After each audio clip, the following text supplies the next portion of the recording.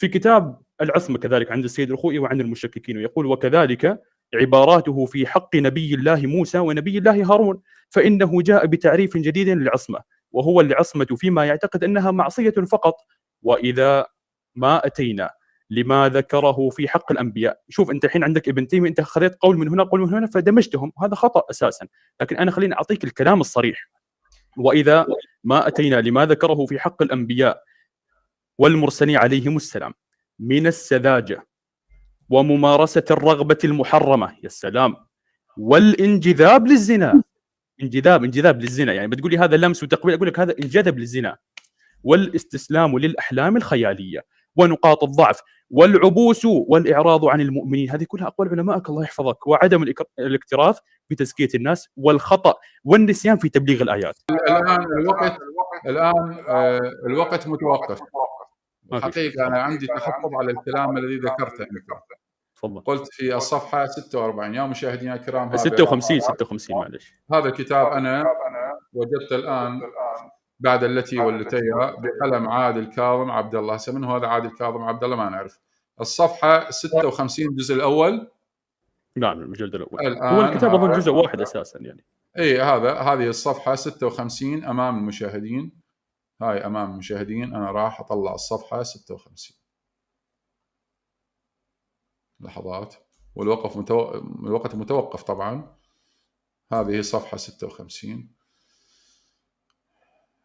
طيب، العصمة عند السيد الخوئي يقول: أما وإذا ما أتينا لما ذكره في حق الأنبياء والمرسلين عليه السلام من السذاجة وممارسة الرغبة المحرمة والانجذاب للزنا والاستسلام للأحلام الخيالية ونقاط الضعف والعبوس والإعراض عن المؤمنين الفقراء مع الإقبال على الكفرة الأغنياء وعدم الاكتراث بتزكية الناس والخطأ والنسيان في تبليغ الآيات وغيرها من عبارات وكلمات ودعاوى نافية للعصمة الكلية تارة، ونافية للعصمة في التبليغ تارة أخرى، وعبارات لا تخلو من التطاول وعدم الاحترام والتأدب مع الأنبياء والرسل الكرام والمساسي بقداستهم.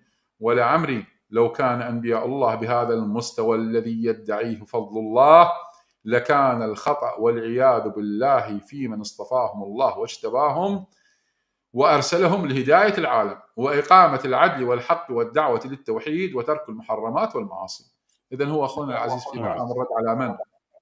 على المرجع محمد حسين فضل الله. أحسنت. يعني هو الآن بصدد الدفاع المعتقد الشيعة الإمامية وعصمة الأنبياء عليهم السلام، والرد على محمد حسين فضل الله الذي ادعى تلك الدعاوى. صح؟ الذي هو شيعي، الذي هو إمامي 12. طيب، هل تعلم أخونا العزيز، أنت عندك معلوم أن الشيعة لا يقلدون في العقائد؟ أبدا، ما عندي إشكال وأنا وافقك 100%. فلماذا تعيب على أهل السنة والجماعة بمسألة؟ سيدنا الله يحفظك. اسمعني أرجوك حتى نرجع الوقت. هل أحد منا قال لك نحن نقلد فضل الله من الموجودين؟ ما تقلد. أنا موافق، أنت والله ما تقلد، أنت ما تقلد، بل حتى علماء علي بكلام كان رد عليه كثير من علماء الشيعة، بل هنالك من أخرجه من التشيع. خلي أقول لك يا بصراحة، أخرجوه من التشيع بدون علة أساسا، بس من هواهم، لأن ما يعجبهم.